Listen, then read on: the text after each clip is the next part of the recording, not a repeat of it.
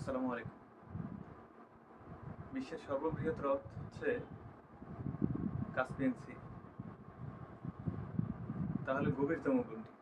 গভীরতম হ্রদ হচ্ছে বৈকাল হ্রদ, যেটা রাশিয়া অবস্থিত।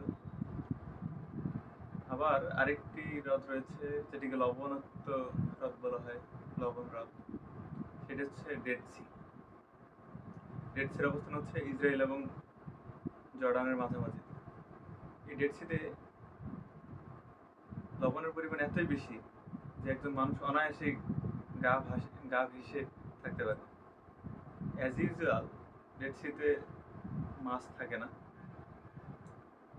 আরেকটা জিনিস দেখেন, ডেড সি এবং কাস্পিয়ান সি দুইটাই কিন্তু সাগর। নাম কাস্পিয়ান সাগর, মৃত সাগর, কিন্তু নাম সাগর হলেও এই দুটো কিন্তু সাগর নয়।